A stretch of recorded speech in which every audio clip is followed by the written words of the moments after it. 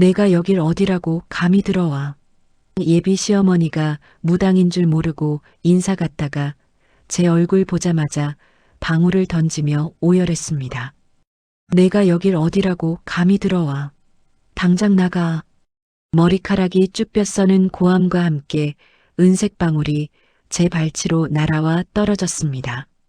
영문도 모른 채 얼어붙은 저를 향해 예비 시어머니는 짐승 같은 비명을 지르며 바닥을 쳤습니다.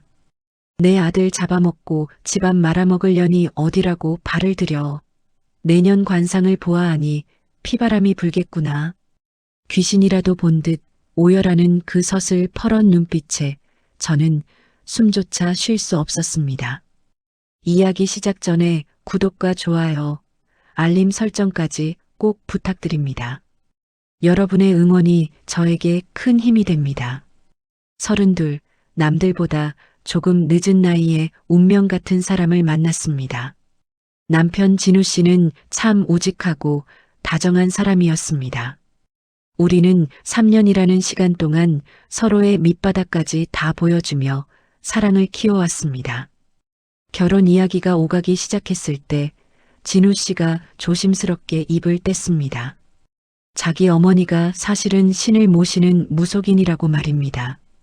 처음에는 조금 당황스러웠던 것도 사실입니다. 하지만 요즘 세상에 직업의 귀천이 어디 있겠나 싶었습니다. 오히려 아들을 혼자 키우며 신의 길을 걷는 분이니 얼마나 강인하고 올곧으실까 생각했습니다. 그렇게 정성스럽게 선물을 준비하고 한복을 곱게 차려입고 신당으로 향했습니다. 입구에 들어서자마자 매캐한 향 냄새가 코끝을 찔렀습니다. 색색의 깃발이 바람에 펄럭이고 기괴한 장식들이 가득한 그곳은 공기부터가 달랐습니다. 심장이 두근거려 진우 씨의 손을 꽉 잡았습니다. 진우 씨는 걱정하지 말라며 제 손을 다독여 주었습니다. 법당 안으로 들어가니 화려한 신복을 입은 시어머니가 등을 돌리고 앉아 계셨습니다. 우리가 다가가는 기척이 들리자 시어머니가 천천히 몸을 돌렸습니다. 그런데 제 얼굴을 확인한 순간 시어머니의 눈이 뒤집히듯 커졌습니다. 그러더니 옆에 있던 녹그릇이며 방울을 제 쪽으로 집어 던지는 것이었습니다. 나가. 당장 내 집에서 나가라고. 날카로운 쇳소리가 방 안을 가득 채웠습니다. 저는 바닥에 흩어진 방울들을 보며 멍하니 서 있을 수밖에 없었습니다. 진우 씨가 당황해서 어머니를 말렸지만 소용없었습니다. 시어머니는 마치 발작이라도 하듯 가슴을 쥐어뜯으며 통곡했습니다. 내 아들 앞길을 막아도 유분수지 어디서 저런 살기 가득한 년을 데려와. 그분은 저를 보며 사람이 아닌 괴물을 보는 듯한 표정을 지었습니다. 인사 한마디 건네지 못하고 저는 그렇게 쫓겨나듯 신당을 나왔습니다. 진우 씨는 연신 미안하다며 어머니가 오늘따라 예민하신 것 같다고 저를 달랬습니다. 하지만 제 귓가에는 시어머니의 마지막 외침이 계속 맴돌았습니다. 남편을 잡아먹을 상이라니요. 난생 처음 들어보는 지독한 악담에 온몸이 떨려왔습니다. 제가 무슨 큰 죄라도 지은 사람처럼 느껴져 눈물이 왈칵 쏟아졌습니다. 집으로 돌아오는 길에 내내 생각했습니다. 관상이라는 게 정말 그렇게 무서운 것일까 하고 말입니다. 시어머니는 제가 진우 씨의 길을 다 빨아먹고 결국엔 집안을 풍비박산 낼 것이라고 확신했습니다. 하지만 저는 진우 씨를 누구보다 아끼고 사랑합니다. 그 사람이 잘 되기를 매일 기도하는 제 마음이 어떻게 독이 된다는 것인지 이해할 수 없었습니다. 친정엄마에게는 차마 이 일을 말하지 못했습니다. 하나밖에 없는 딸이 시댁에 가자마자 방울 세례를 받았다고 하면 얼마나 가슴이 찢어지시겠어요. 저는 그저 진우 씨의 손을 잡고 다짐했습니다. 어머니의 예언이 틀렸다는 것을 보란듯이 증명해 보이겠다고 말입니다. 진우 씨도 강경했습니다. 어머니가 아무리 반대해도 자신은 저와 결혼하겠다고 선언했습니다. 어머니의 신통력보다 저에 대한 믿음이 더 컸던 것입니다. 우리는 결국 시어머니의 축복 한마디 받지 못한 채 결혼 준비를 시작했습니다. 그날 이후 시어머니는 진우 씨에게 매일같이 전화해 저주에 가까운 말을 퍼부었습니다. 지금이라도 늦지 않았으니 그년이랑 헤어져라. 내 눈에는 피 눈물을 흘리는 내 미래가 뻔히 보이는데 어떻게 가만히 있느냐. 그럴 때마다 진우 씨는 단호하게 전화를 끊었습니다.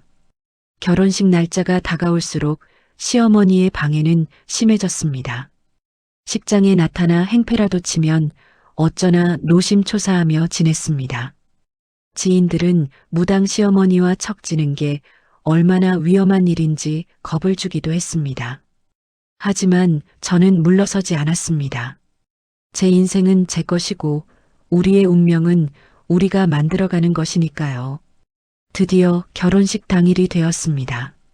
시어머니는 끝내 식장에 나타나지 않으셨습니다. 텅 빈 시어머니 자리를 보며 마음 한구석이 쌉싸름했지만 그래도 웃으려 노력했습니다. 많은 사람의 축복 속에 부부가 되었지만 이것이 지옥 같은 시집살이의 서막일 줄은 꿈에도 몰랐습니다. 식을 마치고 신혼여행에서 돌아오자마자 시어머니에게서 연락이 왔습니다. 인사는 드려야겠기에 다시 신당을 찾았습니다. 시어머니는 전보다 더 서늘한 눈빛으로 저를 맞이했습니다. 그리고 제 앞에 낡은 부적 하나를 내던지며 차갑게 말했습니다. 이게 내가 이 집에서 살아남을 수 있는 유일한 방법이다. 그것은 도저히 사람이 지킬 수 없는 해괴망측한 규칙들이 적힌 종이었습니다. 새벽 3시에 일어나 기도를 올리고 매일 소금물로 대문을 닦으라는 등 말도 안 되는 소리였습니다. 저는 깨달았습니다. 시어머니는 저를 가족으로 받아들일 생각이 추호도 없으시다는 것을요. 시어머니는 제가 조금만 실수해도 그것 봐라 관상은 속일 수 없다며 윽박질렀습니다. 집안에 먼지 하나만 앉아도 제 기운이 탁해서 그런 것이라며 타박했습니다. 진우 씨가 회사에서 조금만 피곤해 보여도 저 때문에 기가 빨려서 그런 것이라고 몰아세웠습니다. 말도 안 되는 억지 논리였지만 시어머니는 확신에 차 있었습니다. 어느 날은 제가 정성껏 차려간 음식을 바닥에 쏟아버리기도 했습니다. 부정한 손으로 만든 음식을 내 아들에게 먹일 셈이냐? 눈물이 왈칵 쏟아졌지만 꾸역꾸역 참았습니다. 제가 울면 시어머니는 기다렸다는 듯이 약한 척해서 사람 홀리는 여우 같은 년이라며 더 심한 말을 내뱉으실 테니까요. 저는 속으로 수천 번을 되뇌었습니다. 어머니, 당신이 틀렸습니다. 저는 남편을 잡아먹는 사람이 아니라 남편과 함께 세상을 이겨나갈 동반자입니다. 지금은 비록 방울소리에 가슴이 철렁이고 독설의 심장이 난도질 당하지만 언젠가는 꼭 웃으며 이 순간을 이야기할 날이 올 것이라고 믿었습니다. 시어머니의 독설은 날이 갈수록 교묘하고 잔인해졌습니다. 이제는 제 외모뿐만 아니라 저희 부모님까지 들먹이기 시작했습니다. 근본 없는 집안에서 자라나서 사람 보는 눈이 없는 게 당연하지. 부모님 모욕까지 듣고 나니 정신이 아득해졌습니다. 진우 씨는 그럴 때마다 제 방패가 되어주었습니다.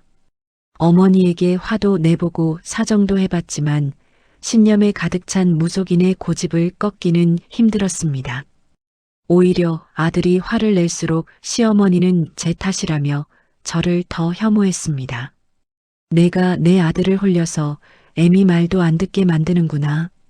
한 번은 한겨울에 마당에 물을 뿌려 얼리라고 시킨 적도 있었습니다.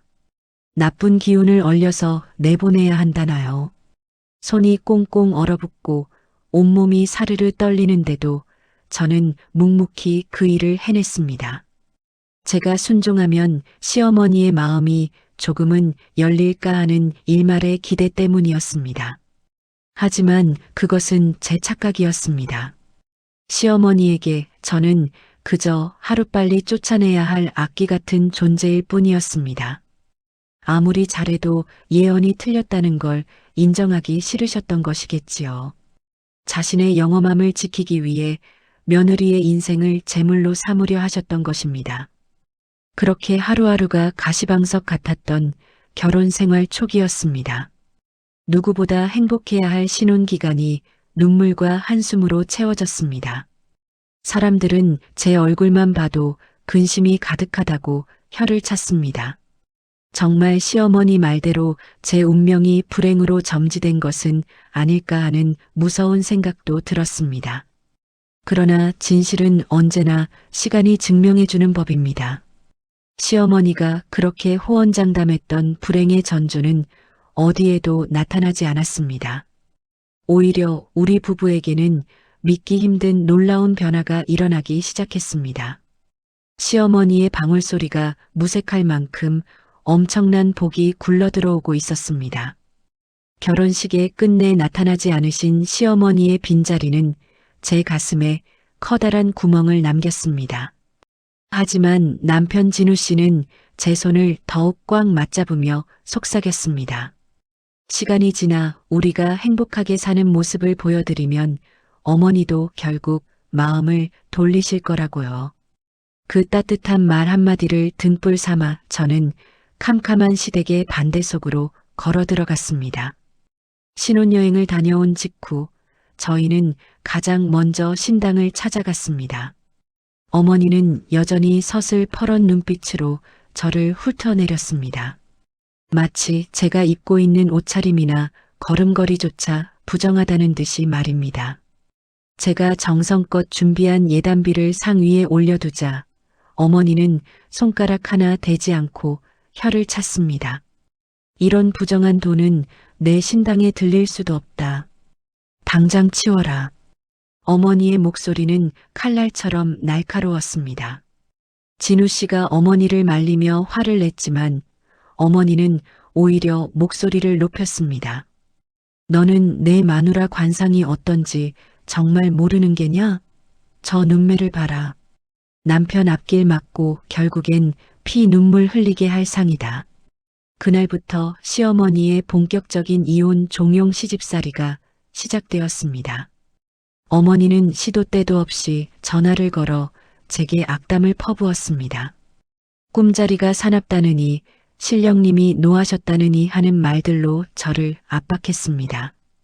제가 전화를 받지 않으면 진우 씨에게 전화해 제 욕을 하며 당장 이혼시키라고 소리를 질렀습니다.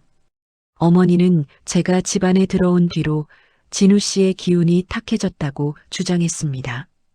멀쩡히 회사 잘 다니는 남편이 조금만 피곤해 보여도 제 탓이라고 몰아붙였습니다. 내년에 살기 때문에 내 아들이 말라 죽어가는구나. 차라리 지금 갈라서는 게 서로를 위해 복짓는 일이다. 어머니의 말은 단순한 꾸중이 아니라 저주에 가까웠습니다. 한 번은 시어머니가 예고도 없이 저희 신혼집으로 들이닥쳤습니다. 그러더니 거실 한복판에서 향을 피우고 방울을 흔들며 구판이라도 버릴 기세로 소동을 피웠습니다. 이 집에 악기가 씌었어. 저상스러운 년이 들어오면서 복은 다 나가고 애군만 가득 찼구나. 이웃집 사람들이 복도에서 웅성거리는 소리가 들렸고 저는 수치심에 고개를 들 수 없었습니다. 시어머니는 제 주방에 있는 그릇이며 냄비들을 거칠게 뒤졌습니다. 그러더니 멀쩡한 음식들을 쓰레기통에 쏟아버리며 소리쳤습니다. 이런 탁한 음식을 먹이니 아들놈 정신이 온전하겠느냐. 당장 보따리 싸서 나가라. 저는 무릎을 꿇고 빌고 싶었지만 여기서 무너지면 정말 어머니의 뜻대로 될 것 같아 입술을 깨물고 버텼습니다. 어머니의 독설은 점점 더 구체적이고 잔인해졌습니다. 이제는 제 관상을 하나하나 뜯어내며 비하하기 시작했습니다. 입술이 얇으니 복이 다 새어나가고 눈꼬리가 올라갔으니 성정이 사나워 남편을 쥐잡듯 잡겠구나. 저는 거울을 볼 때마다 제 얼굴이 정말 그렇게 흉악한 것인지 자괴감에 빠졌습니다. 어머니는 용하다는 다른 무속인 지인들까지 동원해 저를 압박했습니다. 그들이 써준 거라며 이름도 모를 괴상한 부적들을 집안 곳곳에 붙이려 했습니다. 진우 씨가 그 부적들을 떼어내며 불같이 화를 내자 시어머니는 바닥을 뒹굴며 오열했습니다. 내 아들이 미쳤구나. 저 여시 같은 년한테 홀려서 애미를 잡아먹으려 드는구나. 시어머니는 매일같이 진우 씨에게 이혼 서류를 들이밀었습니다. 지금 헤어지면 액땜으로 끝나지만 계속 살면 너는 3년 안에 폐가 망신할 거다. 어머니는 자신의 영험함을 단 한 번도 의심하지 않았습니다. 오히려 제가 불행해지기만을, 그래서 자신의 예언이 맞기만을 간절히 바라는 사람처럼 보였습니다. 어머니의 예언은 친정 식구들에게까지 뻗어나갔습니다. 제 친정 엄마에게 전화를 걸어 딸년 앞길 막기 싫으면 당장 데려가라고 협박을 하셨습니다. 관상이 천에서 내 아들 잡아먹을 상인데 당신은 딸 교육을 어떻게 시킨 거냐? 그 말을 전해 들은 엄마의 목소리가 떨리던 순간을 저는 잊지 못합니다. 그럴수록 진우 씨는 더 단호하게 대처했습니다. 어머니, 한 번만 더 지수한테 그런 말씀하시면 정말 인연 끊겠습니다. 남편의 단호함에 시어머니는 잠시 주춤하는 듯 했지만 곧바로 타깃을 저로 바꿨습니다. 진우 씨가 없을 때만 골라 전화를 걸거나 집으로 찾아와 저를 괴롭혔습니다. 시어머니는 제가 하는 모든 일을 부정적으로 해석했습니다. 제가 직장에서 승진을 했다는 소식을 듣고도 축하는커녕 악담을 했습니다. 계집이 밖으로 돌며 기운을 다 쓰고 다니니 집안 꼴이 우습게 되겠구나. 남편 길을 뺏어서 내가 잘 나가는 거다. 그분에게 저는 무엇을 해도 죄인이었고 무엇을 해도 파멸의 전조였습니다. 하지만 시어머니가 그렇게 호언장담하며 기다리던 폐가 망신은 오지 않았습니다. 오히려 시간이 흐를수록 상상하지 못한 일들이 벌어지기 시작했습니다. 어머니는 그것이 일시적인 현상이라며 더욱 저를 몰아세웠지만 운명의 수레바퀴는 어머니의 예언과는 정반대 방향으로 구르기 시작했습니다. 진우 씨는 회사에서 중요한 프로젝트를 맡게 되었고 밤낮 없이 노력한 끝에 큰 성과를 거두었습니다. 주변에서는 진우 씨가 결혼하더니 얼굴이 피고 운이 트였다며 칭찬이 자자했습니다. 저 또한 오랫동안 준비해왔던 개인 사업의 기틀을 마련하며 독립을 준비하게 되었습니다. 시어머니는 이런 소식들을 들을 때마다 신당에서 밤새도록 통곡을 했다고 합니다.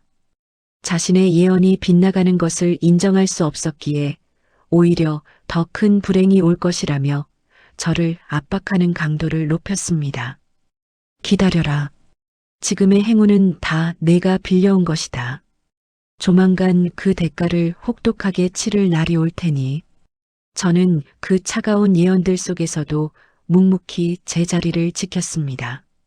어머니의 말대로 제가 남편을 잡아먹는 사람이 아니라 남편을 살리고 일으키는 사람이라는 것을 증명하고 싶었습니다. 매일 아침 거울을 보며 다짐했습니다. 내 관상은 내가 만드는 것이고 내 인생의 주인은 신령님도 시어머니도 아닌 바로 나 자신이라고 말입니다. 그렇게 갈등이 최고조에 달해가던 어느 날 저희 부부에게는 누구도 예상치 못한 거대한 변화의 물결이 밀려오기 시작했습니다. 결혼식 날 아침 창밖에는 진눈깨비가 흩날리고 있었습니다. 신부 대기실에 앉아 거울을 보는데 문득 며칠 전 시어머니가 신당에서 내뱉었던 저주 섞인 목소리가 귓가를 때렸습니다. 내가 그 식장에 발을 들이는 순간부터 내 아들의 명줄은 짧아질 것이고 너는 평생을 피눈물로 지새울 거다. 그 서슬 퍼런 악담 때문인지 화려한 드레스를 입고도 제 손끝은 얼음장처럼 차가웠습니다. 진우 씨는 턱시도를 차려입고 환하게 웃으며 제 곁을 지켰지만 그의 눈가에도 말 못할 수심이 서려 있었습니다. 결혼식 직전까지도 어머니에게 전화를 걸어 간곡히 부탁했으나 돌아온 것은 차가운 수신 거절뿐이었습니다. 양가 부모님이 나란히 앉아 계셔야 할 화객석 한쪽은 결국 끝까지 채워지지 않았습니다. 텅 빈 시어머니의 자리를 바라보는 하객들의 수군거림이 마치 가시처럼 제 가슴에 박혔습니다. 신부 입장. 사회자의 우렁찬 목소리에 맞춰 아빠의 손을 잡고 버진 로드를 걸었습니다. 축복받아야 할 순간이었지만 저는 자꾸만 식장 뒷문을 힐끔거렸습니다. 혹시라도 시어머니가 나타나 소금이라도 뿌리지는 않을까, 아니면 정말 큰 사고라도 터지는 건 아닐까 하는 공포가 저를 짓눌렀습니다. 무사히 식이 끝났지만 제 마음은 이미 천갈래 만갈래 찢어진 상태였습니다. 신혼여행에서 돌아오자마자 시어머니의 본격적인 공세가 시작되었습니다. 어머니는 저희 집 현관문에 붉은 글씨로 쓴 부적을 대놓고 붙여 놓으셨습니다. 이 부정이 타지 않게 하려면 며느리 내가 매일 아침 문지방에 절을 해야 한다며 말도 안 되는 지시를 내렸습니다. 제가 이를 거부하자 어머니는 동네 사람들을 다 불러 모아놓고 대성통곡을 하셨습니다. 아이고 동네 사람들, 이것 좀 보세요. 무당심이 엄이라고 며느리년이 나를 사람 취급도 안 합니다. 어머니의 곡소리에 가던 길을 멈춘 이웃들이 저를 이상한 눈초리로 쳐다보았습니다. 제가 무슨 말이라도 하려 하면 어머니는 품 안에서 방울을 꺼내 흔들며 저를 쫓아내는 신용을 했습니다. 저리 가라. 상스러운 기운이 내 몸을 덮치려 하는구나. 그럴 때마다 저는 쥐구멍에라도 숨고 싶은 심정이었습니다. 시어머니는 매주 일요일마다 저를 신당으로 불러들였습니다. 가면 무엇을 시켰는지 아십니까?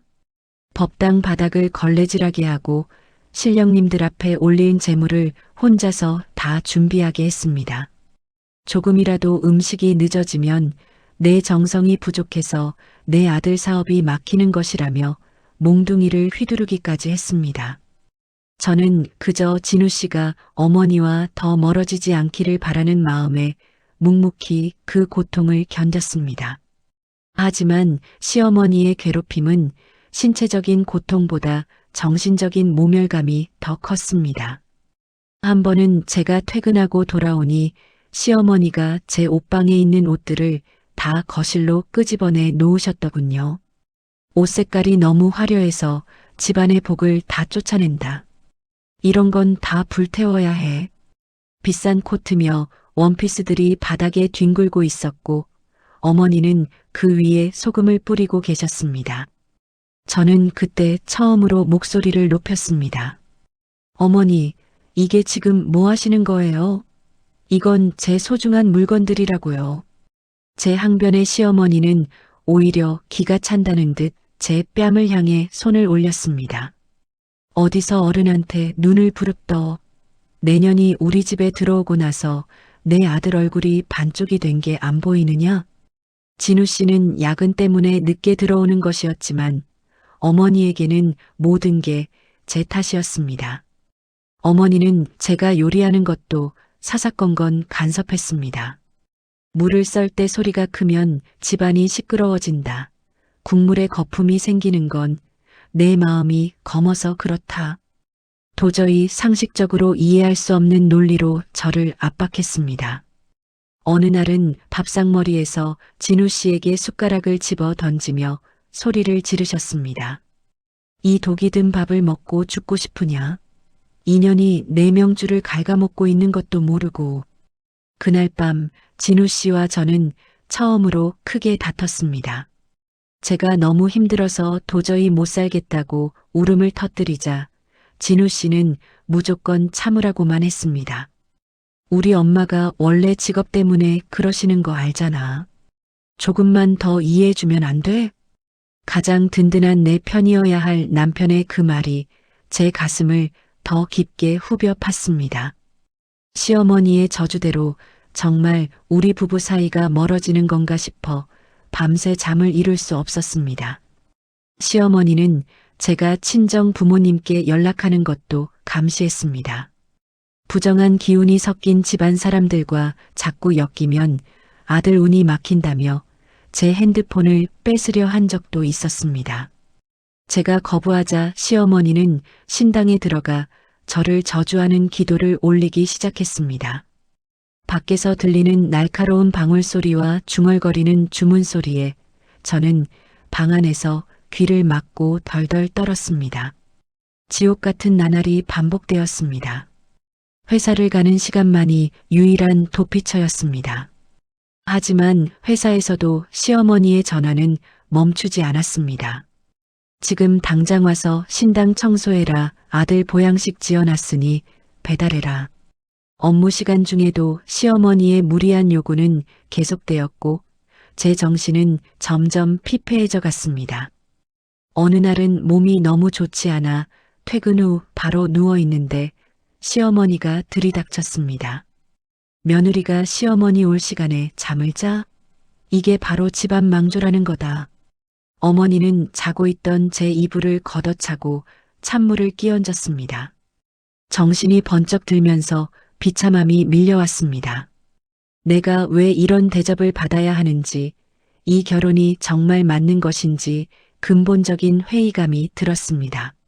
하지만 그 지독한 괴롭힘 속에서도 이상한 징조가 보이기 시작했습니다.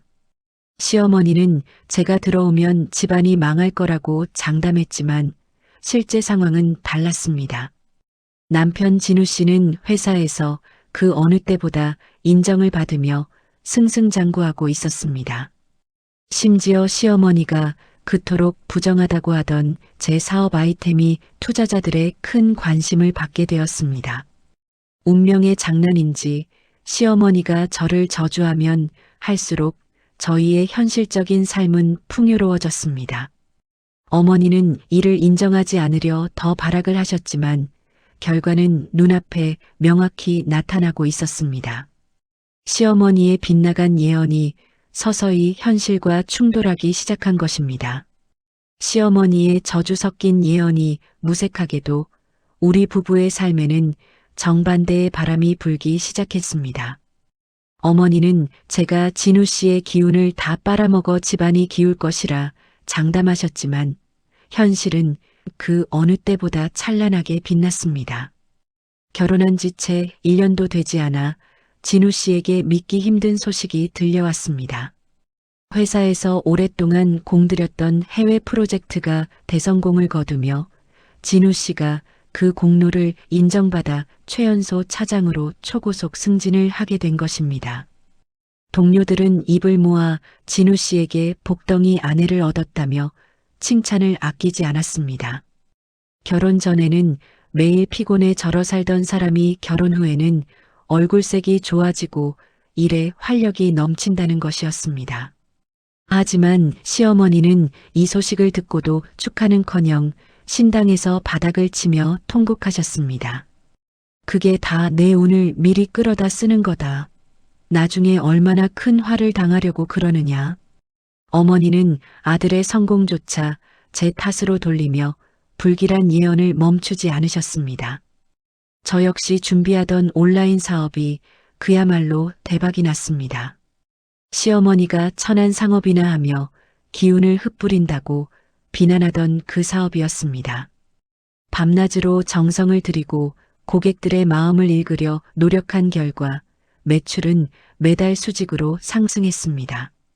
어느덧 저는 직장 생활을 할 때보다 몇 배나 많은 수익을 올리게 되었고 남편과 함께 더 넓고 좋은 집으로 이사할 계획까지 세우게 되었습니다. 우리는 이 기쁜 소식을 들고 다시 한번 시어머니를 찾아갔습니다. 어머니의 잘못된 생각을 바로잡아 드리고 싶었고 이제는 제발 마음을 편히 가지셨으면 하는 바람이었습니다. 진우 씨는 새로 산 차의 열쇠와 두툼한 현금 봉투를 어머니 앞에 놓아드렸습니다.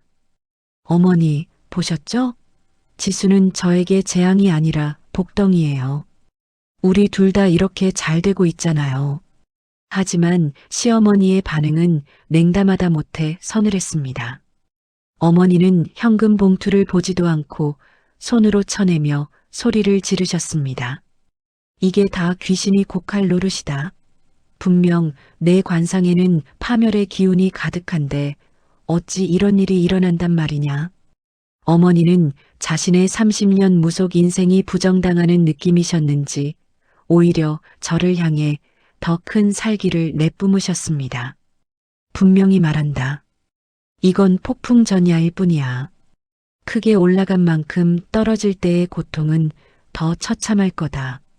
어머니는 제가 가져온 선물들을 마당에 내던지며 소금을 뿌려댔습니다. 부정한 돈으로 산 물건은 내 집에 들릴 수 없다. 당장 가지고 나가. 진우 씨는 어머니의 고집에 질린 듯 고개를 저으며 저를 데리고 나왔습니다. 남편의 뒷모습이 전보다 더 작아 보였고 저는 그런 남편이 안쓰러워 마음이 아팠습니다. 어머니의 예언이 틀렸다는 증거가 눈앞에 허다한데도 어머니는 오직 자신의 영험함을 지키기 위해 아들의 행복을 외면하고 계셨습니다. 그 무렵 저는 임신이라는 또 하나의 축복을 맞이하게 되었습니다. 양가 부모님께 가장 먼저 알려드려야 했지만 시어머니의 반응이 두려워 선뜻 입이 떨어지지 않았습니다. 결국 진우 씨가 조심스럽게 어머니께 아이 소식을 전했습니다. 어머니는 한동안 말이 없으시더니 이번에는 이전보다 더 지독한 말씀을 내뱉으셨습니다. 그 아이가 태어나면 이 집안의 기운은 완전히 박살날 거다. 부모의 운을 다 뺏어먹고 태어나는 아이니까. 사람의 탈을 쓰고 어떻게 자식의 자식에게 그런 저주를 퍼부을 수 있는지 도저히 믿기지 않았습니다. 친정엄마는 제 소식을 듣고 기쁨의 눈물을 흘리며 태교에만 전념하라고 다독여 주셨지만 시어머니의 악담은 제 가슴에 지워지지 않는 낙인처럼 남았습니다. 어머니는 수시로 저희 집에 전화를 걸어 뱃속에 아이가 불길한 기운을 품고 있다며 며칠이 멀다 하고 굿을 해야 한다고 협박했습니다. 어머니는 굿값으로 수천만 원을 요구하기 시작했습니다. 아이를 살리고 싶으면 신령님께 정성을 보여라. 그렇지 않으면 내 남편 명줄이 끊길 거다. 결국 돈 때문이었나 싶은 생각이 들어 배신감이 밀려왔습니다. 진우 씨는 더 이상 어머니의 요구를 들어주지 않았고 단호하게 금전적인 지원을 끊어버렸습니다. 그러자 시어머니는 신당 문을 걸어 잠그고 저희 부부를 저주하는 치성을 드리기 시작했습니다. 동네 사람들에게는 제가 시어머니를 굶겨 죽이려 한다며 유언비어를 퍼뜨리셨습니다. 성공한 며느리가 무당 시어머니를 부끄러워해 집안에 가두고 학대한다는 소문이 돌았습니다. 회사와 사업장에까지 이상한 소문이 번질까봐 저는 전전긍긍하며 하루하루를 보냈습니다. 시어머니는 제가 잘 될수록 마치 자신이 지는 것처럼 느껴졌는지 수단과 방법을 가리지 않고 저를 괴롭혔습니다. 하지만 세상 사람들의 눈은 속일 수 없었습니다. 함께 일하는 파트너들과 직원들은 제 성실함과 정직함을 믿어주었습니다. 오히려 시어머니의 소란을 직접 목격한 이웃들이 저를 위로하며 응원해 주었습니다. 세댁, 무당 할머니가 좀 심하시네. 저렇게 예쁜 복덩이 며느리를 두고 무슨 소리람. 그 말 한마디에 저는 쏟아지는 눈물을 참으며 다시 일어설 수 있었습니다. 시어머니는 제가 임신 중인 것을 알면서도 한밤중에 찾아와 대문을 발로 차며 소동을 피웠습니다. 문 열어라. 이 집구석에 망조가 들었으니 내가 직접 걷어내야겠다. 공포에 떨며 거실 구석에 앉아 있는데 퇴근한 진우 씨가 그 장면을 목격했습니다. 진우 씨는 어머니를 붙잡고 오열하며 소리쳤습니다. 제발 그만 좀 하세요. 지수가 뭘 그렇게 잘못했습니까? 우리가 잘 사는 게 그렇게 싫으세요? 어머니는 아들의 눈물에도 아랑곳하지 않고 방울을 흔들며 제 배를 가리켰습니다. 저 안에 든 게 화근이다. 저게 나오면 너는 죽어. 그 처절한 광기를 보며 저는 결심했습니다. 더 이상 어머니의 예언에 휘둘리지 않겠다고, 그리고 어떤 비바람이 불어도 내 아이와 가정을 지켜내겠다고 말입니다. 우리의 삶은 시어머니의 방울소리가 아닌 우리의 땀과 눈물로 일궈낸 소중한 것이었으니까요. 부부의 삶은 날이 갈수록 풍요로워졌지만 시어머니의 독설은 그 풍요로움을 비웃기라도 하듯 더욱 날카로워졌습니다. 아들의 초고속 승진과 저의 사업 성공, 그리고 뱃속의 아이라는 축복까지 찾아왔음에도 어머니의 신당은 여전히 냉기가 가득했습니다.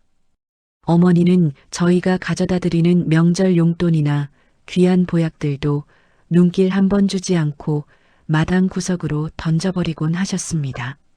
어머니의 눈에는 우리가 일궈낸 성과들이 복이 아니라 곧 터질 시한폭탄처럼 보이는 모양이었습니다. 어느 날은 정성껏 준비한 아기 베넷 저고리를 들고 어머니를 찾아갔던 적이 있었습니다.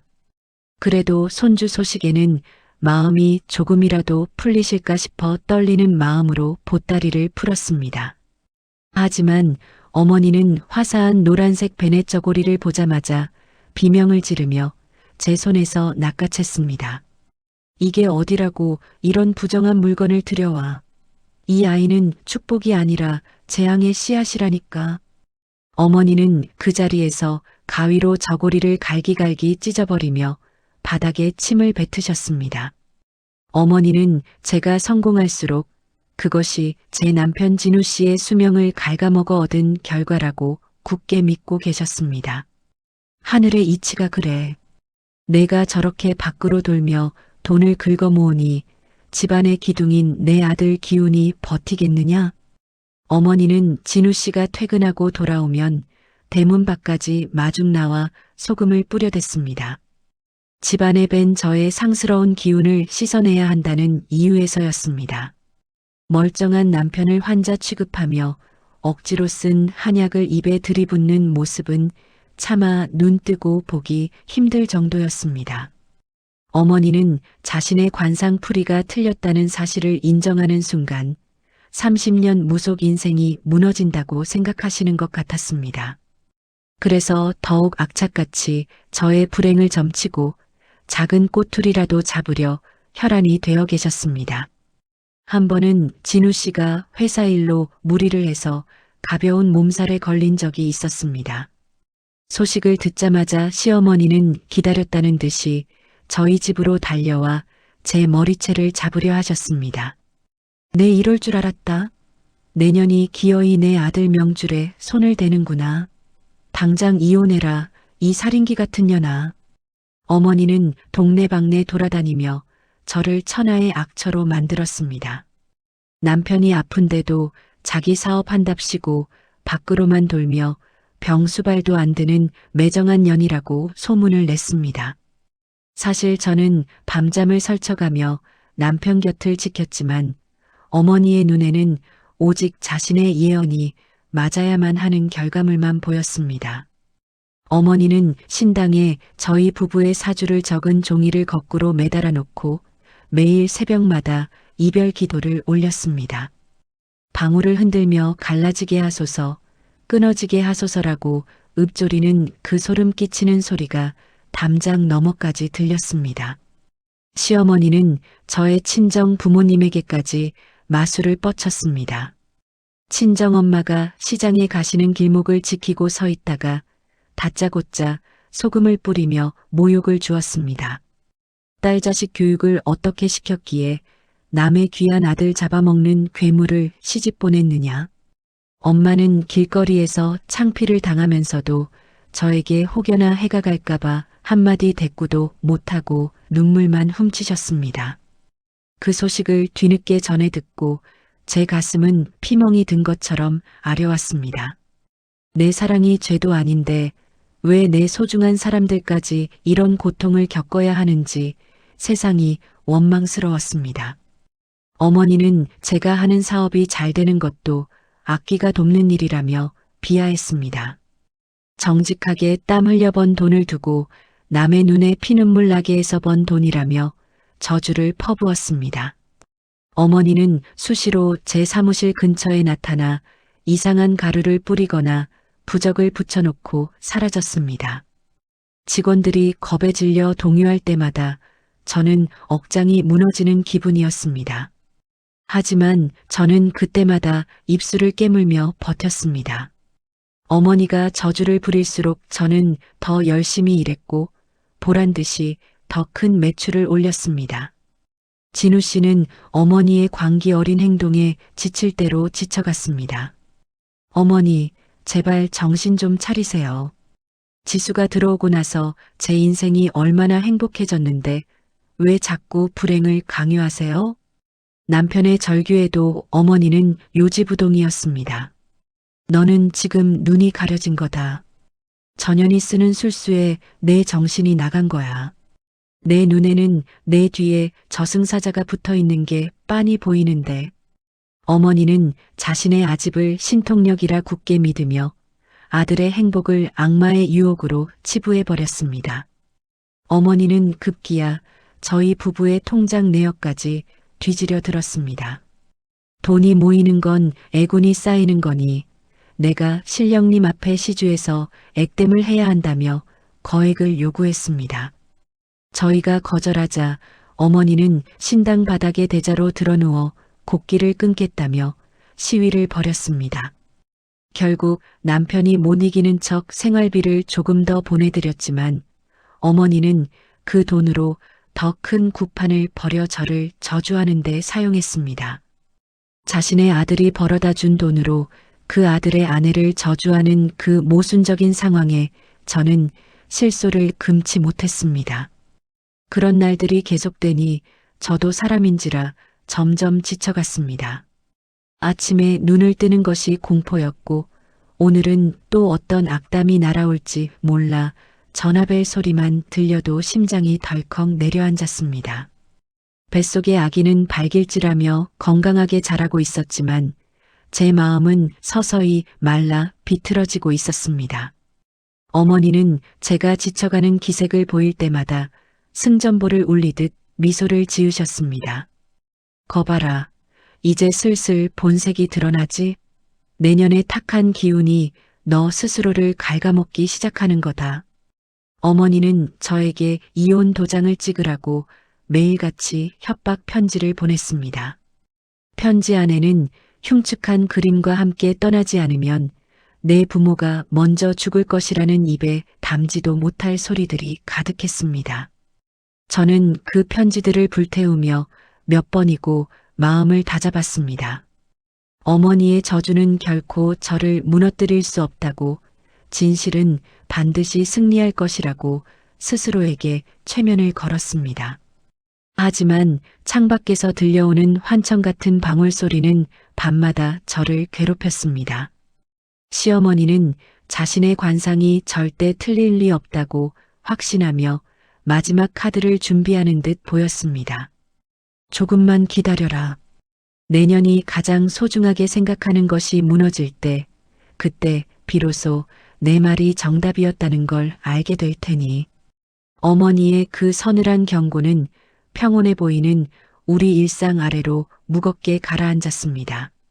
하지만 어머니는 모르고 계셨습니다. 사람의 진심과 사랑이 때로는 정해진 운명조차 뒤바꿀 수 있다는 사실을 말입니다. 시어머니의 광기는 계절이 바뀌어도 식을 줄을 몰랐습니다. 오히려 제가 임신 후반기에 접어들고 배가 불러올수록 어머니의 공격은 더 집요하고 잔인해졌습니다. 어머니는 이제 단순히 저를 미워하는 수준을 넘어 제 존재 자체를 부정하며 정신적으로 저를 짓밟기 시작했습니다. 그동안 강한 척하며 버텨왔던 제 마음도 서서히 바닥을 드러내고 있었습니다. 어느 날은 몸이 으슬으슬 춥고 배가 뭉쳐서 조퇴를 하고 일찍 귀가했습니다. 그런데 현관문을 열자마자 진동하는 피비린내에 소스라치게 놀라 주저앉고 말았습니다. 시어머니가 거실 한복판에 붉은 동물의 피로 쓴 듯한 괴상한 글자들을 바닥 가득 적어 놓으셨던 것입니다. 부정한 년은 피로 씻어야 한다며 방울을 흔들던 어머니의 그 눈빛은 더 이상 사람의 것이 아니었습니다. 저는 그 자리에 얼어붙어 한참을 울었습니다. 어머니는 울고 있는 저를 보며 비릿한 미소를 지으시더니 제 배를 가리키며 말씀하셨습니다. 이제 곧 저 괴물이 나와서 내 숨통을 조일 거다. 내 말이 틀린 적이 있더냐? 너는 내 자식 손에 죽을 팔자야. 사람의 입에서 나올 수 있는 가장 잔인한 저주가 제 심장에 비수처럼 꽂혔습니다. 저는 배를 감싸 안고 현관 밖으로 도망치듯 뛰쳐나왔습니다. 그날 밤 퇴근한 진우 씨를 붙잡고 저는 처음으로 이혼하자는 말을 내뱉었습니다. 나 정말 무서워요. 어머니가 저러시는 거 나 때문이 아니라 우리 아기한테 해가 갈까봐 잠을 못 자겠어요. 그냥 나를 놔주세요. 진우 씨는 제 손을 잡고 같이 오열했습니다. 어머니를 요양원에 모시거나 강제로 격리할 수도 없는 노릇이었기에 남편의 무력감도 극에 달해 있었습니다. 하지만 진우 씨는 저를 놓아주는 대신 거실 바닥에 붉은 낙서를 손이 발개지도록 닦아내며 약속했습니다. 무슨 일이 있어도 우리 가족을 지키겠다고 말입니다. 시어머니는 이제 제 직장 동료들에게까지 마술을 뻗쳤습니다. 회사 정문 앞에서 1인 시위를 하듯 서서 지나가는 사람들에게 제 험담을 늘어놓았습니다. 저기 팀장 자리에 앉아있는 년이 내 아들 등골 빼먹는 여우년이다. 사람을 홀려서 집안을 망조들게 하는 년이야. 경비원들이 어머니를 제지하려 해도 어머니는 바닥에 드러누워 악을 쓰며 버텼습니다. 저는 사무실 창밖으로 그 광경을 보며 피눈물을 흘려야 했습니다. 어머니는 제가 친정 엄마에게 반찬을 얻어오는 것조차 부정한 기운을 옮긴다며 가로막았습니다. 엄마가 정성껏 다려 보내주신 한약을 시어머니는 하수구에 쏟아버리며 낄낄거리셨습니다. 이런 걸 먹으니 내 속이 시커멓게 타들어가는 거다. 내가 주는 이 쓴 약초 물이나 마셔라. 어머니가 억지로 입에 들이붓는 그 물에서는 역한 냄새가 났고 저는 그것을 거부하다가 어머니에게 뺨을 맞기도 했습니다.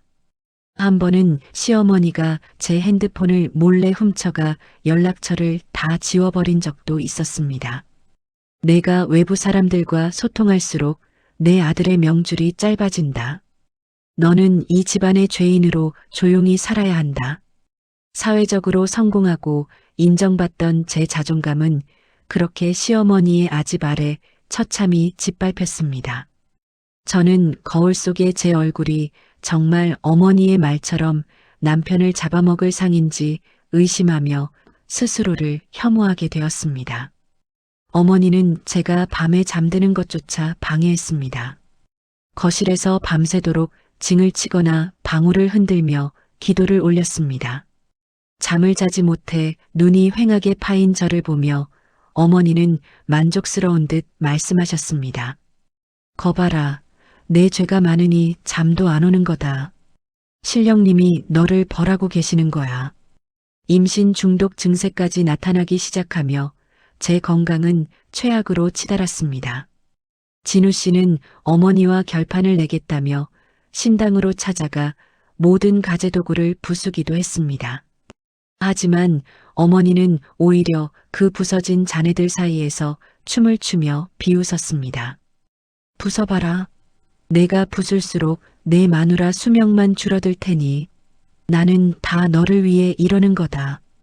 어머니는 자신의 비뚤어진 사랑을 아들을 위한 희생이라 포장하며 저를 가해자로 만들었습니다. 진우 씨는 어머니의 광기 앞에 무릎을 꿇고 제발 그만해달라고 빌었지만 어머니의 눈은 이미 광기에 사로잡혀 있었습니다. 어느 날은 제가 욕실에서 미끄러져 크게 다칠 뻔한 일이 있었습니다. 다행히 근처에 있던 진우 씨가 잡아주었지만 배에 큰 충격이 갈 뻔한 아찔한 순간이었습니다. 그런데 거실에서 그 소리를 들은 시어머니가 달려오더니 박수를 치며 좋아하셨습니다. 드디어 시작이구나. 신령님이 저 괴물 같은 핏줄을 거두어 가시려나 보다. 저는 그 순간 이 사람은 제 시어머니가 아니라 괴물이라는 확신이 들었습니다.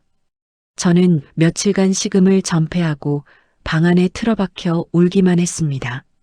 친정 엄마가 달려와 저를 안아주었지만 어머니의 그 서슬퍼런 눈빛이 자꾸만 생각나 몸서리가 쳐졌습니다.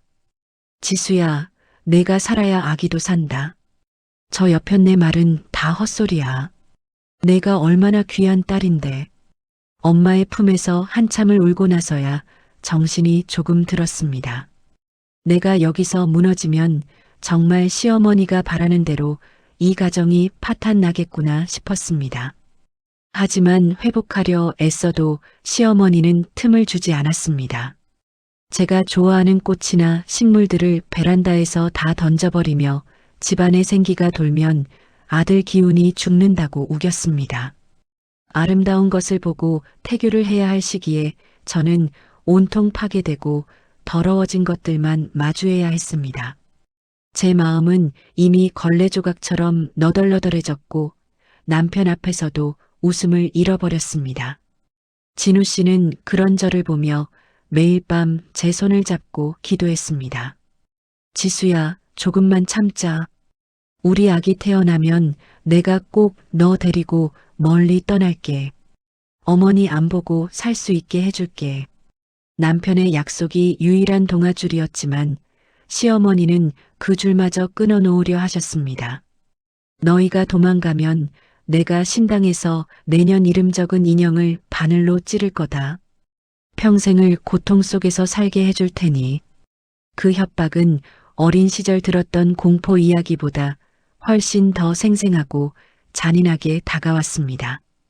지칠 대로 지친 저는 결국 쓰러져 병원에 입원하게 되었습니다.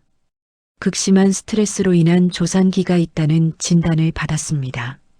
그런데 시어머니는 병실까지 찾아와 간호사들에게 소리를 질렀습니다. 저녀는 병원에 있을 자격도 없어. 집에서 죄를 빌어야 하려니 어디서 편하게 누워 있느냐. 결국 병원 보안 요원들에게 끌려나가면서도 어머니는 제 병실 문을 향해 침을 뱉으셨습니다. 병상에 누워 창밖을 보며 생각했습니다. 내 관상이 정말 문제라면 차라리 내가 사라지는 게 모두를 위해 나은 일일까? 하지만 뱃속에서 꼬물거리는 아기의 움직임이 느껴질 때마다 정신이 번쩍 들었습니다. 이 아이를 위해서라도, 그리고 나를 믿어주는 남편을 위해서라도 나는 죽을 수 없었습니다. 시어머니의 그 빗나간 예언이 얼마나 어리석은 아집인지 내 목숨을 걸고라도 증명해 보이겠다고 다짐했습니다. 제가 병원에서 퇴원하던 날 집 앞에는 여전히 시어머니가 뿌려둔 소금과 부정한 가루들이 흩어져 있었습니다. 그 광경을 본 진우 씨의 얼굴이 싸늘하게 식어갔습니다. 그는 저를 집 안으로 조심스럽게 들여보낸 뒤 단 한마디 말도 없이 다시 밖으로 나갔습니다. 남편이 향한 곳은 시어머니의 신당이었습니다. 신당에 도착한 진우 씨는 법당 문을 거칠게 열어젖혔습니다. 시어머니는 마침 방울을 흔들며 기도를 올리던 중이었고 아들의 갑작스러운 등장에 놀라 방울을 떨어뜨렸습니다. 이게 무슨 짓이냐? 신성한 법당에 신발도 안 벗고 들어오다니. 어머니의 고함에도 진우 씨는 아랑곳하지 않고 법당 한복판에 섰습니다. 진우 씨의 목소리는 낮았지만 그 어느 때보다 단호했습니다. 어머니, 오늘로 끝내겠습니다. 지수가 병원에 실려갔을 때도 어머니는 저주를 퍼부으셨죠? 그게 어머니가 말씀하시는 신의 뜻입니까? 어머니는 당황한 기색을 숨기며 다시 독서를 내뱉기 시작했습니다. 다 너를 위해서다. 그년이 내 명주를 갉아먹고 있는 게 안 보이느냐? 내 눈에는 내가 곧 쓰러질 것처럼 보이는데. 그 순간 진우 씨가 어머니의 말을 끊으며 포효하듯 소리쳤습니다. 어머니가 틀렸습니다. 완전히 틀리셨다고요. 그는 품 안에서 서류 뭉치 몇 개를 꺼내어 어머니 발치에 내던졌습니다. 그것은 진우 씨의 건강검진 결과표와 이번 분기 회사의 실적 보고서, 그리고 지수의 사업장 통장 사본이었습니다. 보세요. 저는 결혼 전보다 훨씬 건강합니다. 회사에서도 역대급 성과를 냈고 지수는 자기 힘으로 이만큼이나 벌었습니다. 어머니가 말한 파멸은 대체 어디에 있습니까? 어머니는 서류들을 쳐다보지도 않은 채 고개를 저었습니다. 이건 다 허상이다. 곧 무너질 모래성일 뿐이야. 어머니의 아집에 진우 씨는 허탈한 듯 실소를 터뜨렸습니다. 어머니의 관상은 신통력이 아니라 아들을 뺏기기 싫은 욕심이었을 뿐입니다. 지수가 우리 집에 들어오고 나서 제가 단 한 번이라도 불행했던 적이 있나요? 오히려 지수 덕분에 저는 매일 아침 웃으며 눈을 뜹니다. 어머니가 망친 제 유년 시절의 상처를 지수가 다 닦아줬다고요. 진우 씨는 그동안 가슴속에 묻어두었던 말들을 쏟아냈습니다. 어머니의 무속 활동 때문에 학교에서 놀림받고 항상 불안에 떨어야 했던 어린 날의 기억들을 말입니다. 시어머니는 아들의 원망 섞인 고백에 처음으로 흔들리는 눈빛을 보였습니다. 방울을 잡은 손이 가늘게 떨리고 있었지만 입술은 여전히 독한 말을 내뱉으려 움찔거렸습니다. 진우 씨는 마지막 경고를 날렸습니다. 오늘 이후로 지수 몸에 손끝 하나라도 대시거나 입 밖으로 저주 한마디라도 더하시면 저는 정말 어머니 아들 안 하겠습니다.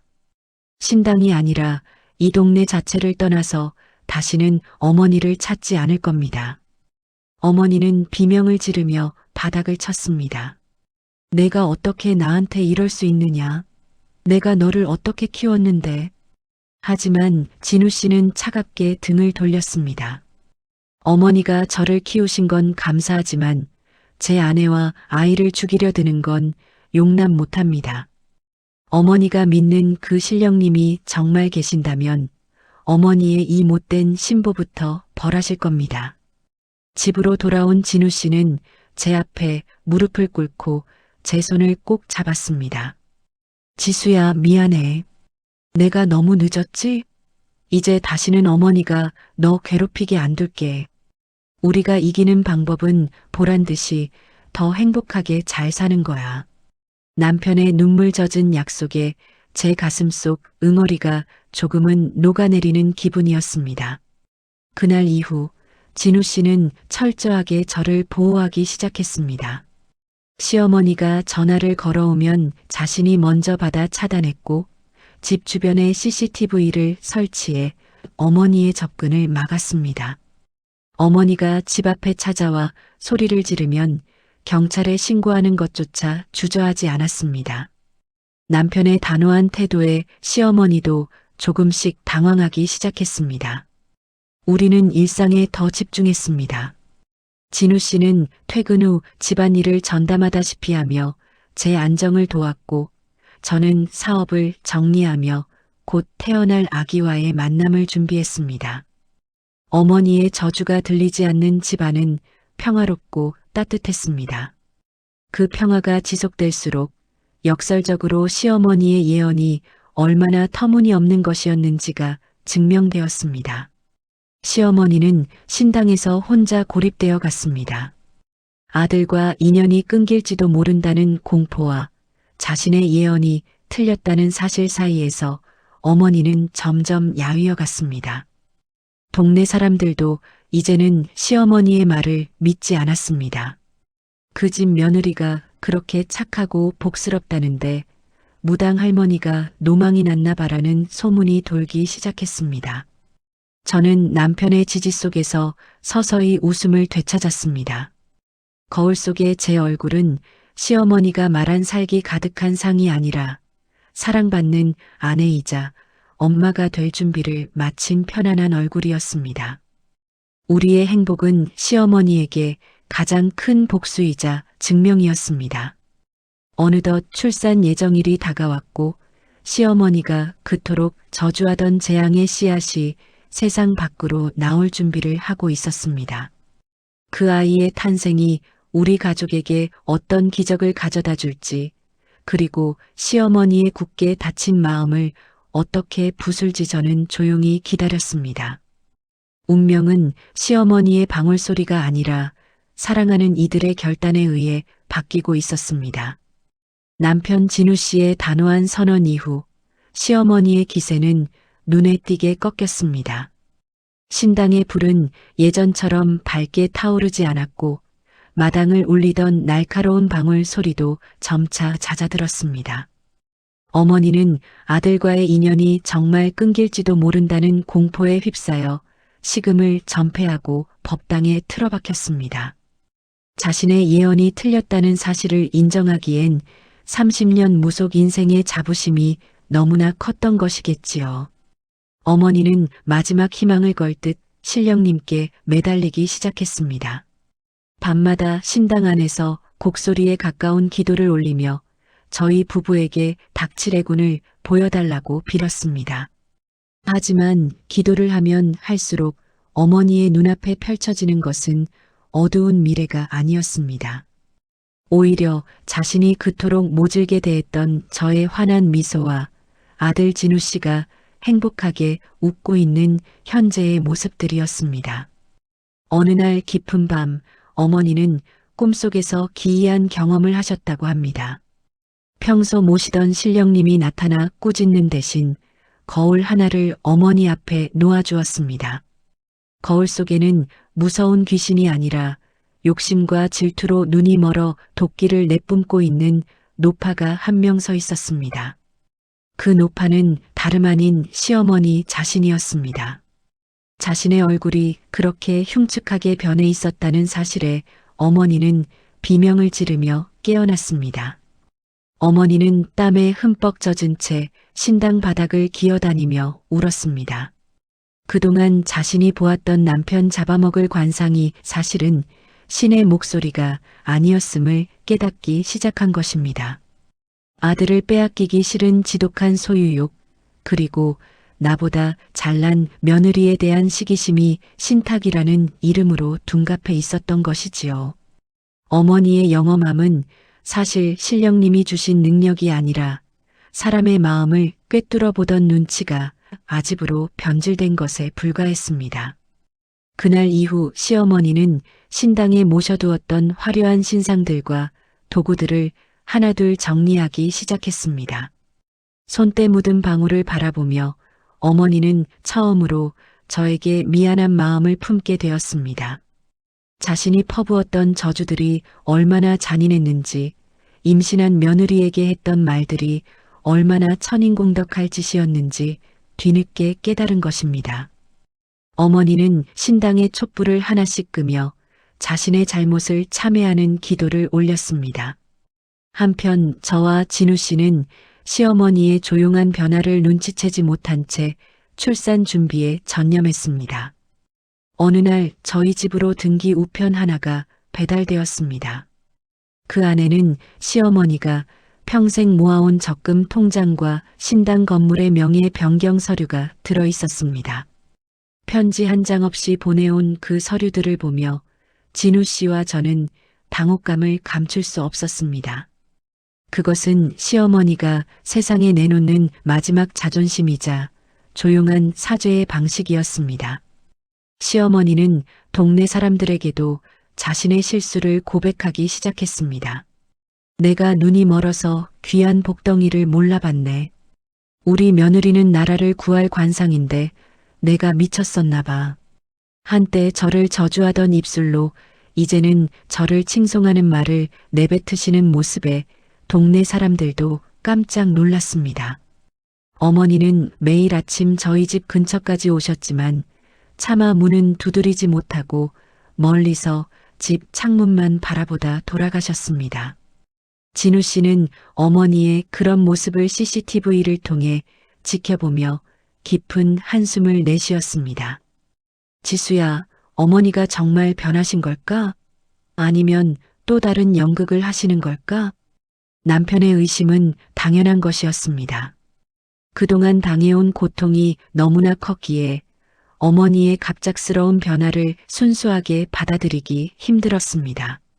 하지만 저는 어머니의 야윈 뒷모습에서 진심 어린 후회의 기운을 느낄 수 있었습니다. 어느 비 오는 오후 시어머니는 우산도 쓰지 않은 채 저희 집 대문 앞에 무릎을 꿇고 앉아 계셨습니다. 경비실에서 연락을 받고 내려간 진우 씨는 빗속에 젖어 떨고 있는 어머니를 발견했습니다. 어머니는 아들의 신발을 붙잡고 소리내어 울었습니다. 진우야, 내가 잘못했다. 내 아집이 너를 죽일 뻔했어. 지수한테 가서 빌고 싶은데 차마 고개를 들 수가 없구나. 어머니의 통곡 소리는 빗소리에 섞여 구슬프게 울려 퍼졌습니다. 저는 베란다에서 그 광경을 지켜보며 복잡한 심경에 휩싸였습니다. 나를 지옥으로 몰아넣었던 저 사람이 정말 나의 용서를 바라고 있는 것일까? 하지만 남편의 품에 안겨 아이처럼 울고 있는 시어머니를 보며 제 마음속의 단단한 벽도 조금씩 균열이 가기 시작했습니다. 미움도 사랑도 결국엔 가족이라는 이름 아래 묶여 있다는 사실이 서글프면서도 따뜻하게 다가왔습니다. 진우 씨는 차마 어머니를 집 안으로 들이지는 못하고 근처 카페로 모시고 갔습니다. 어머니는 그곳에서도 연신 제 안부를 물으며 눈물을 훔치셨습니다. 지수가 뱃속의 아이 때문에 얼마나 고생이 많았겠니? 그 몹쓸 시어미 때문에 마음고생시킨 거 내가 죽어서도 다 못 갚는다. 진우 씨는 어머니의 떨리는 손을 처음으로 맞잡아 드렸습니다. 시어머니는 자신이 신당을 정리하고 평범한 할머니로 돌아가겠다고 선언하셨습니다. 더 이상 남의 운명을 논하지 않고 오직 자신의 가족을 위해 기도하며 살겠다고 말입니다. 평생을 신령의 그늘 아래 살던 분이 그 길을 포기한다는 것은 자신의 모든 것을 내려놓는 결단이었습니다. 그 결단이 오직 진우 씨와 저, 그리고 곧 태어날 아이를 위한 것임을 느꼈을 때 저도 비로소 눈물을 흘렸습니다. 그날 밤 저는 진우 씨에게 말했습니다. 여보, 우리 어머니 한 번만 믿어봐요. 완벽하게 용서할 수는 없겠지만 그래도 아빠 없이 자란 아이에게 할머니의 빈자리까지 주고 싶지는 않아요. 진우 씨는 제 말에 조용히 고개를 끄덕였습니다. 우리는 시어머니의 예언이 틀렸음을 증명하는 것을 넘어 이제는 증오의 고리를 끊어내기로 마음먹었습니다. 시어머니의 신당이 헐리던 날 동네에는 기이한 서광이 비쳤다고 합니다. 어머니는 신당의 마지막 기둥이 넘어지는 것을 보며 시원섭섭한 표정으로 웃으셨습니다. 이제 무속인 무령신녀가 아닌 박진우의 어머니이자 이지수의 시어머니로 남겠다는 다짐이 담긴 미소였습니다. 우리의 이야기는 이제 파멸의 예보가 아닌 화해와 사랑의 서사로 바뀌고 있었습니다. 비바람이 몰아치던 날 카페에서 진우 씨와 만난 이후 시어머니는 정말로 신당을 철거했습니다. 평생을 모셔온 신령님들께 마지막 인사를 올리고 화려한 신복들을 태우며 어머니는 눈물을 흘렸습니다. 그 눈물은 아쉬움이 아니라 지난날 자신의 아집으로 며느리에게 씻을 수 없는 상처를 준 것에 대한 참회의 눈물이었습니다. 어머니는 이제 무속인 무령신녀가 아닌 그저 한 아들의 어머니이자 손주를 기다리는 할머니로 돌아가기로 결심하셨습니다. 시어머니는 신당 자리에 작은 텃밭을 일구기 시작했습니다. 한때 방울소리가 요란했던 그곳에 이제는 흙냄새와 풀내음이 가득했습니다. 어머니는 매일 아침 텃밭에서 직접 키운 신선한 채소들을 정성껏 골라 담아 저희 집 문 앞에 조용히 두고 가셨습니다. 벨도 누르지 않고 그저 며느리가 먹고 힘냈으면 좋겠다는 마음 하나로 새벽같이 다녀가시는 것이었습니다. 처음에는 그 채소 꾸러미를 보며 진우 씨와 저는 의심의 눈길을 거두지 못했습니다. 혹시라도 그 안에 부적을 숨겨두었거나 나쁜 기운을 불어넣은 것은 아닐까 하는 트라우마 때문이었습니다.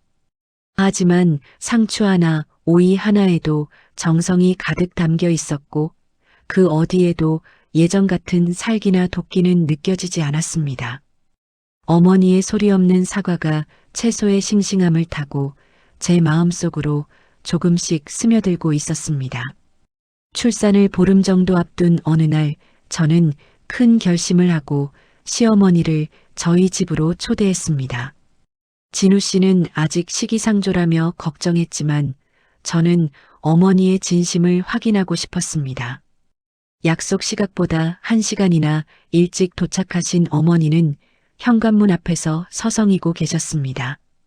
예전처럼 화려한 신복이 아닌 수수한 면 셔츠에 바지를 입으신 모습은 영락없는 우리네 할머니였습니다. 문을 열어드리자 어머니는 제 얼굴을 보지도 못한 채 바닥만 바라보며 서 계셨습니다. 지수야, 내가 죽을 죄를 지었다. 어머니의 첫 마디는 떨리는 사과였습니다. 거실로 들어오신 어머니는 제가 차려드린 따뜻한 차 한 잔을 앞에 두고 아이처럼 엉엉 울기 시작하셨습니다. 그 서슬퍼렇던 무속인의 위엄은 온데간데였고 후회와 미안함으로 가득 찬 한 노인만 있었습니다. 어머니는 가방 안에서 정성스럽게 포장된 상자 하나를 꺼내 제게 건네셨습니다. 상자 안에는 직접 뜨개질하신 아기 양말과 모자가 들어 있었습니다. 가위로 베넷 저고리를 갈기갈기 찢던 그 손으로 밤을 새워한 땀 한 땀 정성을 들여 만드신 것이었습니다. 이건 부정한 것도 아니고 저주가 담긴 것도 아니다. 오직 내 손주가 건강하게 태어나길 바라는 할미 마음뿐이야. 저는 그 작은 양말을 보며 참아왔던 눈물을 터뜨렸습니다. 지옥 같았던 시집살이의 기억, 남편을 잡아먹을 상이라며 퍼부었던 악담들, 그리고 임신한 몸으로 홀로 견뎌야 했던 외로움이 그 눈물에 씻겨 내려가는 것 같았습니다. 어머니는 제 손을 꼭 잡고 연신 미안하다며 제 손등을 적시셨습니다. 내 욕심이 신의 목소리인 줄 알았다. 내 아들을 뺏기기 싫은 노파의 질투가 너를 괴물로 보게 했어. 시어머니는 자신의 관상풀이가 얼마나 어리석었는지 스스로 고백하셨습니다. 사람의 상이라는 것은 타고난 것이 아니라 그 사람이 살아가는 방식과 사랑에 의해 매 순간 변한다는 진리를 이제야 깨달았다고 하셨습니다.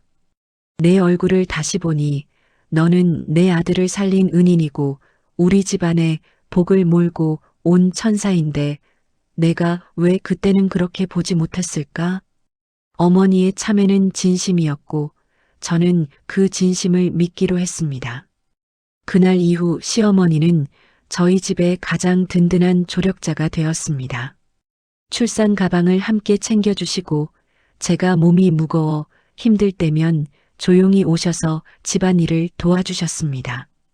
진우 씨도 어머니의 변화에 조금씩 마음을 열었고 우리 세 사람은 처음으로 식탁에 둘러앉아 평범한 저녁 식사를 했습니다. 방울 소리도 매캐한 향 냄새도 없는 거실에는 오직 도란도란 나누는 이야기와 웃음소리만 가득했습니다. 어머니는 제가 친정 엄마와 통화하는 것도 이제는 흐뭇하게 바라보셨습니다. 오히려 친정 엄마에게 전화를 걸어 귀한 따님을 제가 너무 고생시켜서 면목이 없습니다.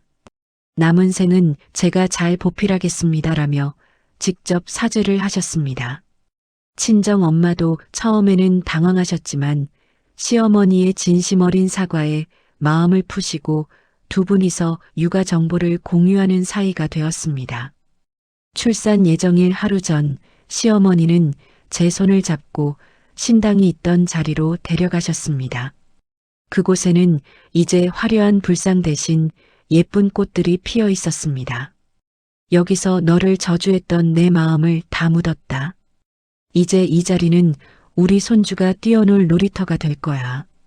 어머니의 목소리는 평온했고 그 눈빛에서는 더 이상 예리한 칼날이 느껴지지 않았습니다. 저는 어머니를 안아드렸습니다. 증오와 원망으로 가득 찼던 시간이 지나고 그 자리에 이해와 용서가 싹 텄습니다. 시어머니는 제 등을 토닥이며 속삭이셨습니다. 내가 내 며느리로 와줘서 정말 고맙다. 너는 내 예언을 틀리게 해준 고마운 사람이야. 우리의 운명은 시어머니의 예언대로 흘러가지 않았습니다. 우리는 사랑으로 그 운명을 비틀어 버렸고 마침내 행복이라는 결론에 도달하고 있었습니다. 이제 곧 세상에 나올 아기는 할머니의 사랑을 듬뿍 받으며 자랄 것입니다. 한때 재앙이라 불렸던 아이는 이제 집안의 기쁨이자 화합의 상징이 되었습니다. 시어머니의 빗나간 예언은 우리 가족에게 더 단단한 결속력을 선물해 주었습니다. 우리는 비로소 진짜 가족이 되었습니다.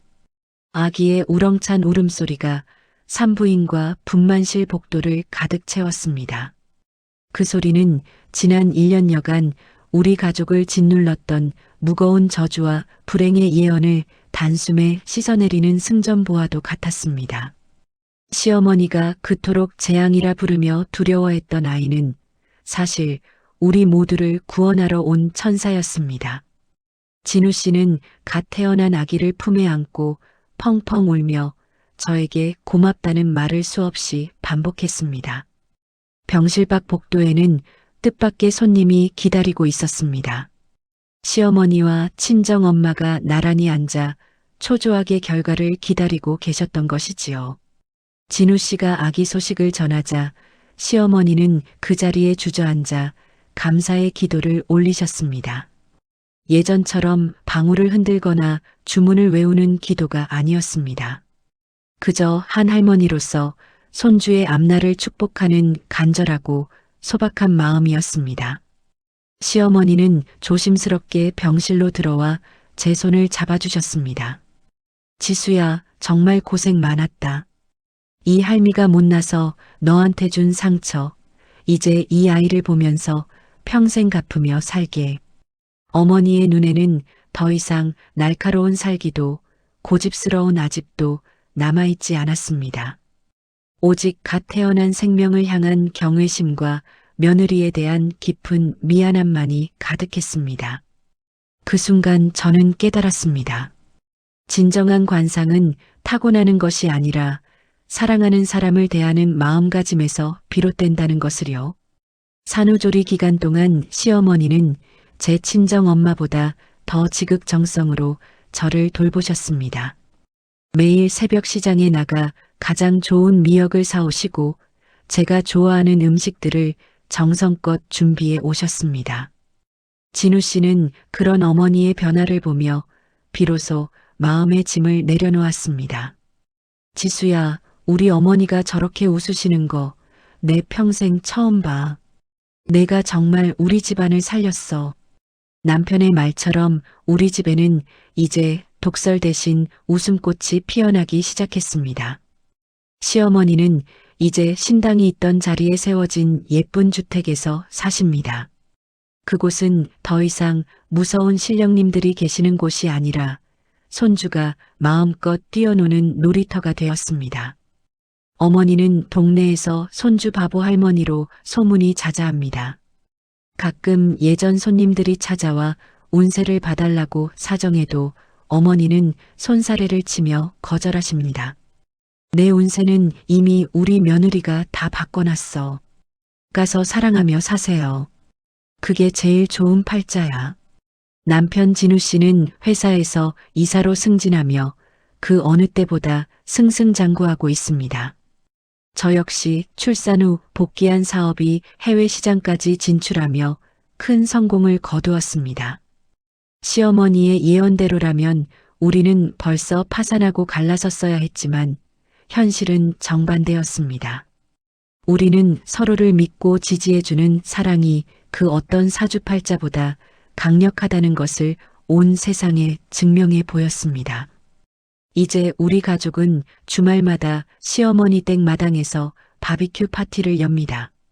시어머니는 직접 키운 채소들을 씻으며 손주 재롱에 시간 가는 줄 모르십니다.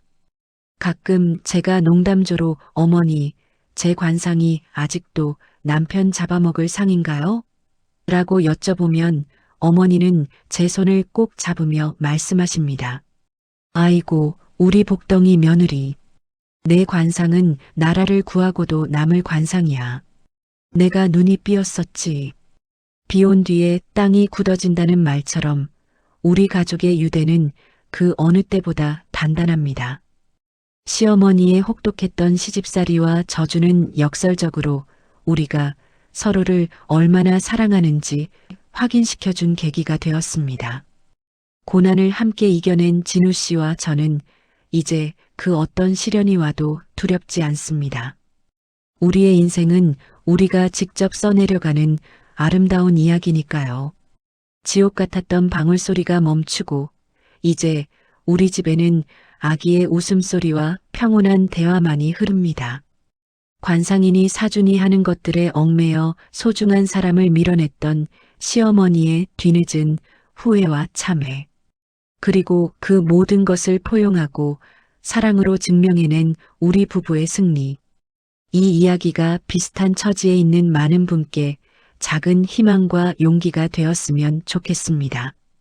운명은 정해진 것이 아니라 개척하는 것입니다. 누군가 당신의 가치를 깎아내리거나 불행을 예언한다면 당당하게 웃어주세요. 당신의 진심과 노력이 결국 모든 거짓 예언을 잠재우고 진정한 행복을 불러올 것입니다. 우리의 이야기는 여기서 마침표를 찍지만 우리 가족의 행복한 일상은 앞으로도 계속될 것입니다. 오늘 준비한 이야기는 여기까지입니다. 긴 시간 동안 저희 가족의 우여곡절을 함께 지켜봐 주셔서 진심으로 감사합니다. 여러분의 삶에도 예언보다 강력한 사랑과 기적이 늘 함께하기를 기원하겠습니다. 이 이야기가 가슴에 와닿으셨다면 주변 분들께 공유해 주시고 구독과 좋아요로 응원해 주세요. 여러분의 따뜻한 관심이 더 좋은 이야기를 만드는데 큰 힘이 됩니다. 항상 건강하고 행복하세요. 시청해 주셔서 감사합니다.